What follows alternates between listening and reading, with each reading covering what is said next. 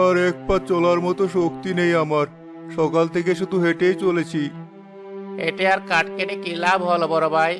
এই কটা কাঠ বেচে যা পয়সা হবে তা তো একজনেরও পেট ভরবে না। আমার এই জীবন আর ভালো লাগে না। কেন যে সৃষ্টিকর্তা আমাদের এত গরিব করে পাঠালেন? এমন করে বলতে নেই ভাই, নিশ্চয় এর পিছনে কোনো ভালো কারণ আছে। দেখবে একদিন সব ঠিক হয়ে যাবে।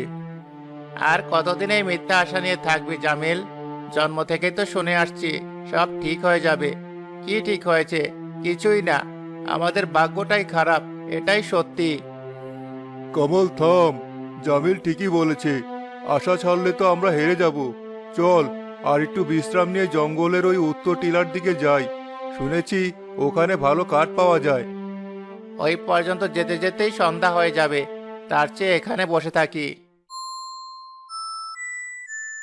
আরে, এই দেখ, গাছের গোড়ায় কি যেন একটা বেরিয়ে আছে। মনে হচ্ছে কোনো বাক্স। হ্যাঁ ভাই, বাক্সই তো মনে হচ্ছে। চলো গিয়ে দেখি জিনিসটা কি। আমার খুব জানতে ইচ্ছে করছে। তোর তো আবার সবকিছু জানতে ইচ্ছে করে। নির্ঘাত কোনো কাঠের টুকরা হবে। আমাদের সময় নষ্ট। ও যখন বলছে চল গিয়ে দেখি। আয় জামিল। তারা বটগাছের গোড়া থেকে মাটি সরিয়ে একটা পুরনো কাঠের বাক্স বের করে।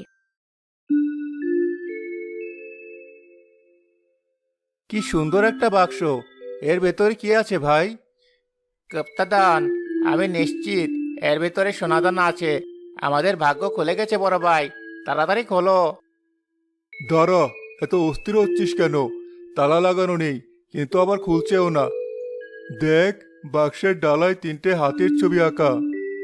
আমরা তো 3 ভাই, আমরা 3জন মিলে একবার চেষ্টা করে দেখব।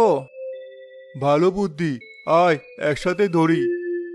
তিনজন একসাথে বাক্সের হাতল ধরে টান দিতেই বাক্সটা খুলে যায়। ভিতরে মখমলের উপর একটা অদ্ভুত সুন্দর বাঁশি রাখা। একে বাঁশি? এত আশা করলাম, আর বের হলো একটা বাঁশি। এটা দিয়ে আমরা কি করব? গান গেয়ে বেড়াবো? কি সুন্দর বাঁশিটা দেখেছিস? মনে হচ্ছে রূপা দিয়ে বানানো। চুপ কর, এটা সাধারণ বাঁশি নয়। দেখ, ভেতরে একটা কাগজ আছে। আমি পড়ছি, শোন তোরা। ভাগ্যবান এক জাদুর বাঁশি, যে বাঁশি বাজিয়ে মনে মনে যা চাইবে তার তাই পূরণ হবে। কিন্তু এ বাঁশি কেবল তার হাতেই কাজ করবে যার মন সবচেয়ে সৎ ও নিঃস্বার্থ। জাদুর বাঁশি? যা চাইবো তাই পাবো? তার মানে আমরা এখন ধনী হয়ে যাব। আমাদের আর কোনো কষ্টই থাকবে না। দাও, বাঁশিটা আমাকে দাও। আমি প্রথম বাজাবো। দাঁড়া, শর্তটা শুনেছিস? সবচেয়ে সৎ এবং নিঃস্বার্থ মন। তো কি হয়েছে? আমি কি অসৎ? আমি তো আমাদের পরিবারের জন্যই সব চাই। আমি চাইবো আমাদের একটা সোনার মোহরে ভরা ঘর হোক। এর চেয়ে নিঃস্বার্থ আর কি হতে পারে?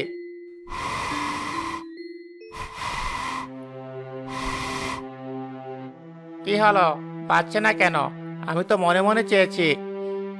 তোর মন যথেষ্ট পরিষ্কার নয়। দে, এবার আমি চেষ্টা করি। আমি চাইবো আমাদের একটা ছোট বাড়ি আর চাষ করার মতো জমি হোক, যেন আর খাবারের অভাব না থাকে। আজাদ বাঁশি বাজানোর চেষ্টা করে। এবারও কোনো সুর বের হয় না। আশ্চর্য, আমার হাতেও তো কাজ করলো না। আমি বলেছিলাম এটা একটা ধোঁকা। পুরনো জিনিস নষ্ট হয়ে গেছে। চল, এটা ফেলে দিই। ভাইয়া, আমি একবার চেষ্টা করে দেখবো। তুই? আমরাই পারলাম না, আর তুই পারবি? তোর মাথায় তো সারাদিন রাজ্যের আবল তাবল চিন্তা। তুই কি চাইবি? ওকে একবার চেষ্টা করতে দে কামাল। নে জামিল। জামিল বাঁশিটা হাতে নিয়ে আলতো করে ফু দেয়, কিন্তু কোনো সুর বের হয় না। আমার হাতেও তো বাজলো না। হলো তো? এবার বিশ্বাস হলো তো এটা ওকে জো? চল, এটা নিয়ে যাই। দরকার হলে বাজারে রূপার দামে বেচে দেব। কিছু তো টাকা আসবে। চল, আপাতত এটা আমাদের সাথেই থাক। পরে দেখা যাবে কি করা যায়।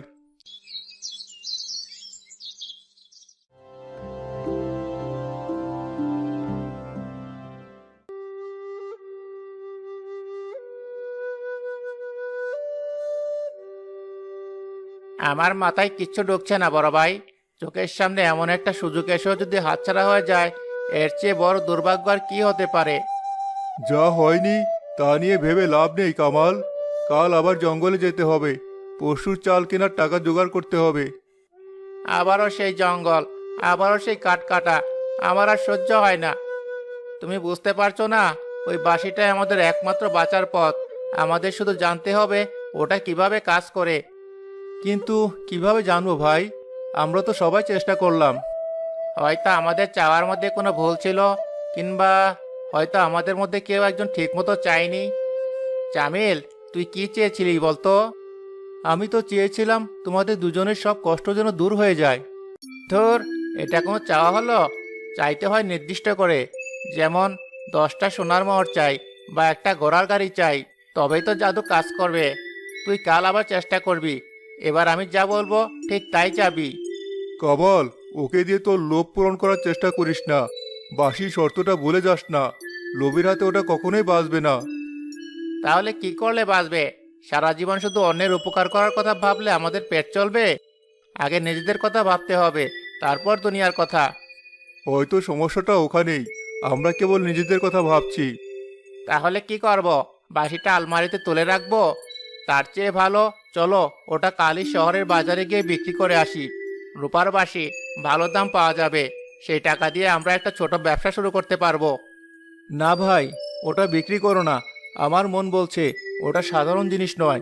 ওটা বিক্রি করলে আমরা অনেক বড় ভুল করব। তোর মন সবসময় ভুল কথা বলে। বড় ভাই, তুমি বলো, একটা অকেজো বাঁশি ঘরে ফেলে রেখে না খেয়ে মরাটা কি বুদ্ধিমানের কাজ? কমল একেবারে ভুল বলছে না। যদি এটা সত্যি কাজ না করে, তবে এটা বিক্রি করে টাকা দিয়ে আমাদের পেট চালানোই ভালো হবে। তোমরা আমার কথা বিশ্বাস করো। আমার মনে হয় সঠিক সময়ের জন্য ওটা অপেক্ষা করছে। আর কত অপেক্ষা? আমার আর ধৈর্য নেই। আমি কালই এটা নিয়ে শহরে যাব। এটাই আমার শেষ কথা। ঠিক আছে, 1 সপ্তাহ সময় দে। এর মধ্যে যদি কিছু না হয়, তখন তুই যা বলবি তাই হবে। ঠিক আছে, শুধু 1 সপ্তাহ। তারপর কিন্তু আমি আর কারো কোনো কথা শুনবো না।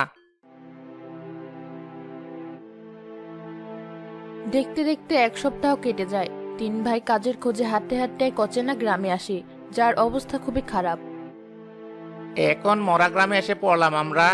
এখানকার অবস্থা তো আমাদের চেয়েও 10 গুণ খারাপ। মাঠগুলো সব ফেটে চৌচির, একটা সবুজ পাতাও চোখে পড়ছে না। মনে হচ্ছে এখানে অনেকদিন ধরে বৃষ্টি হয়নি। দেখ, মানুষগুলোর কি করুণ অবস্থা। আহারে, ওই বাচ্চাগুলোর দিকে দেখো ভাই, কেমন শুকিয়ে গেছে।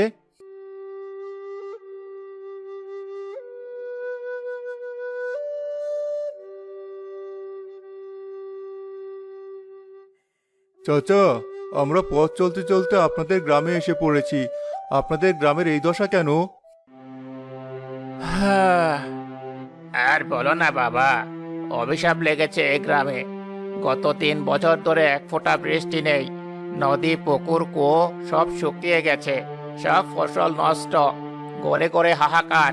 মানুষ না খেতে পেয়ে মরে যাচ্ছে। 3 বছর?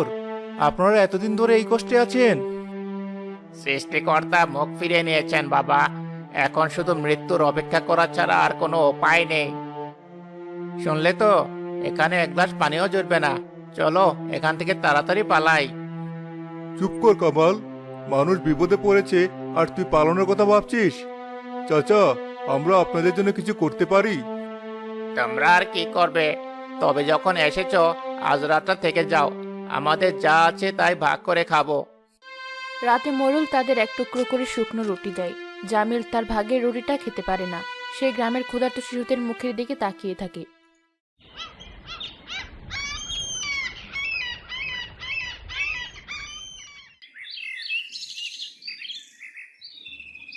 কমল, আমার মনে একটা কথা এসেছে। কে? বাঁশিটা। আমরা তো এতদিন শুধু নিজেদের জন্য চেয়েছি। আজ যদি আমরা নিঃস্বার্থভাবে শুধু এই গ্রামের মানুষদের জন্য কিছু চাই, হয়তো এবার কাজ হতেও পারে। তোমার কথায় যুক্তি আছে। যদি কাজ হয় তাহলে তো ভালোই। এরা খুশি হয়ে আমাদের অনেক কিছু দেবে। আমাদের আর কাজের চিন্তা করতে হবে না। দেখলি তো, তোর চিন্তাটা ঘুরে ফিরে সে নিজের লোভে আটকে আছে। তোর মন থেকে লোভটা কিছুতেই যাচ্ছে না। এটা লোভ নয়, বাস্তব বুদ্ধি। পৃথিবীতে কোনো কিছুই এমনি এমনি হয় না। যাই হোক, চল একবার শেষ চেষ্টা করে দেখি। জামিলকে ডাক।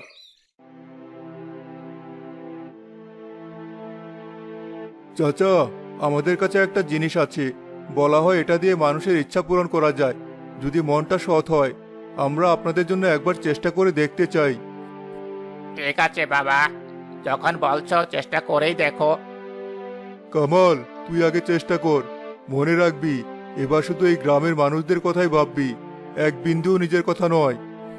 ঠিক আছে, আমি চাইছি এই গ্রামে যেন বৃষ্টি নামে আর সব ফসল ভালো হয়। আর তাহলে গ্রামের লোকেরা আমাদের মাথায় তুলে নাচবে, অনেক ধন সম্পদ দেবে। কামাল বাঁশিতে ফু দেয়, কিন্তু কোনো লাভ হয় না। হলো না, আমার দ্বারা হবে না, এই বাঁশিটাই বেকার। দে, এবার আমি মন থেকে চাইছি এই অসহায় মানুষগুলোর কষ্ট দূর হোক, এদের শিশুরা যেন আবার পেট ভরে খেতে পায়। আজাদ বাঁশিতে ফু দেয়, এবারও বাঁশি নীরব। আমিও পারলাম না, কিন্তু কেন? আমার মনে তো কোনো লোভ ছিল না। গ্রামবাসীদের মধ্যে হতাশার গুঞ্জন ওঠে, মোড়লের মুখটা আরো কালো হয়ে যায়। বড় ভাই, আমি কি একবার চেষ্টা করব? তুই আর কি করবি, আমরাই তো পারলাম না। যা, একপাশে গিয়ে দাঁড়া। ওকে করতে দে কামাল, শেষ চেষ্টা করতে ক্ষতি কি? নে জামিল। জামিল বাঁশিটা হাতে নেয়, এক গভীর অনুভূতি নিয়ে সে বাঁশিটা মুখে তোলে। সাথে সাথে এক মধুর সুর ছড়িয়ে পড়ে চারিদিকে। আকাশ মুহূর্তে কালো মেঘে ছেয়ে যায়, ঝমঝম করে বৃষ্টি নামতে শুরু করে। বৃষ্টি, আরে বৃষ্টি নেমেছে। বৃষ্টিপুত্র আমাদের দিকে চেয়েছেন।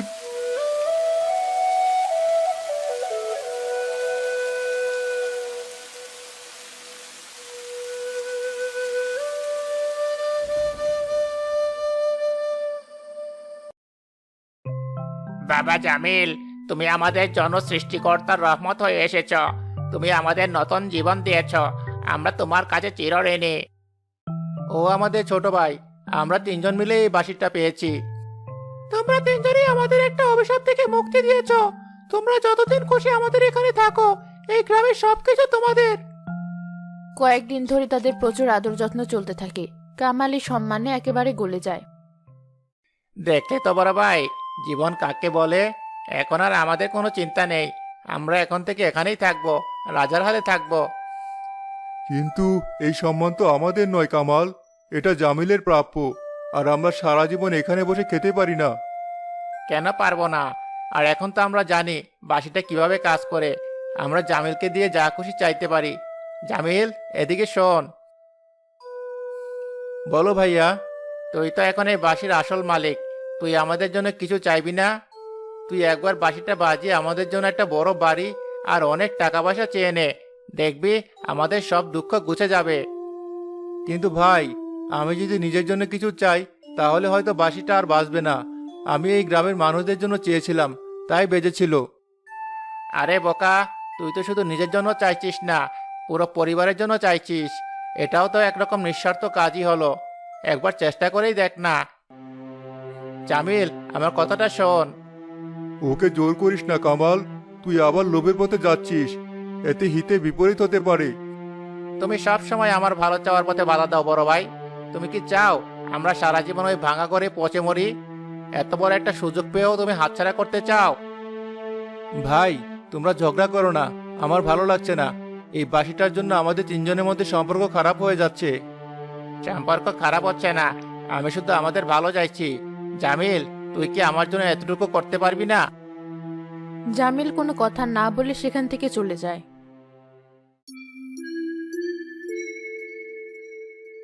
ভাই, আমি একটা সিদ্ধান্ত নিয়েছি। কি সিদ্ধান্ত? তুই কি আমার কথা মতো বাঁশি বাজাতে রাজি হয়েছিস? না, আমি ঠিক করেছি এই বাঁশিটা আমরা যেখানে পেয়েছিলাম সেখানে রেখে আসব। এটার শক্তি অনেক বেশি, এটা মানুষের মনে লোভ জাগায়। আমি চাই না এটার জন্য আমাদের ভাইদের মধ্যে সম্পর্ক নষ্ট হয়ে যাক। তোর মাথা খারাপ হয়ে গেছে? যে জিনিস আমাদের ভাগ্য বদলে দেবে তুই সেটা ফেলে আসবি? আমি কিছুতে এটা হতে দেব না, বাঁশিটা আমাকে দে। কামাল জামিলের হাত থেকে বাঁশিটা কেড়ে নিতে গেলে আজাদ তাদের মাঝখানে এসে দাঁড়ায়। থাম কামাল, তুই তোর ভাইয়ের উপর জোর করবি? লোভ তোকে এতটাই অন্ধ করে দিয়েছে? হ্যাঁ দিয়েছে, আমি আর গরিব থাকতে চাই না। তোমরা যদি না চাও, আমি একাই এই বাঁশি নিয়ে চলে যাব। আমি জামিলকে বাধ্য করব আমার জন্য একটা বাজাতে। ভাই, তুমি যদি সত্যি এটাই চাও, তাহলে আমি তোমার জন্য শেষ একবার বাজাবো। বলো, তুমি কি চাও? সত্যি তুই বাজাবি? তাহলে শোন, আমি চাই আমার বিশাল একটা প্রাসাদ হোক, আমার পায়ের নিচে সোনার মোহর থাকুক, আর রাজ্যের সব মানুষ আমাকে সম্মান করুক। বাঁশিটা থেকে কোনো সুর বের হয় না, তার বদল একটা তীব্র কান ফাটানো কর্কশ শব্দ বেরিয়ে আসে। এ কি, কেন এমন হলো? আমি বলেছিলাম না ভাই, এই বাঁশি লোভের বাসা বোঝে না। আমি যখন তোমার স্বার্থপর ইচ্ছাটাকে নিজের ভাবতে গেলাম, আমার মনটাও নোংরা হয়ে গিয়েছিল, তাই বাঁশিটা সাড়া দেয়নি, উল্টো প্রতিবাদ করেছে।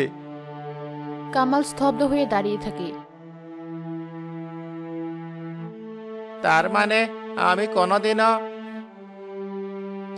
আসল ধনী সে নয় যার অনেক সম্পদ আছে, আসল ধনী সে যার একটা সুখী পরিবার আছে। আমরা তিনজন একসাথে ছিলাম, এটাই আমাদের সবচেয়ে বড় সম্পদ ছিল। এই বাঁশিটা এসে সেই সম্পদটাই কেড়ে নিতে বসেছিল। বড় ভাই ঠিকই বলেছে, আমাদের এই জাদুর বাঁশির কোনো দরকার নেই, আমাদের ভালোবাসাটাই আমাদের আসল জাদু। আমাকে মাফ করে দে তোরা, আমি লোভে অন্ধ হয়ে গিয়েছিলাম, আমি তোদেরকে অনেক কষ্ট দিয়েছি। জামিল ঠিকই বলেছে, চল আমরা এই অভিশাপটা যেখানে পেয়েছিলাম সেখানে রেখে আসি। পরদিন সকালে তারা গ্রামবাসীদের কাছ থেকে বিদায় নিয়ে আবার সেই জঙ্গলে ফিরে যায়। তারা তিন ভাই মিলে বাক্স সমেত বাঁশিটা আবার মাটির নিচে পুঁতে রাখে। চল এবার বাড়ি ফেরা যাক। হ্যাঁ চলো, মনে হচ্ছে বুকের উপর থেকে একটা বিশাল পাথর নেমে গেল। কারণ আমাদের কাছে এখন আর জাদুর বাঁশি নেই। কিন্তু আমাদের তিন ভাইয়ের ভালোবাসাটা তো আছে, আর এটাই পৃথিবীর সবচেয়ে বড় জাদু।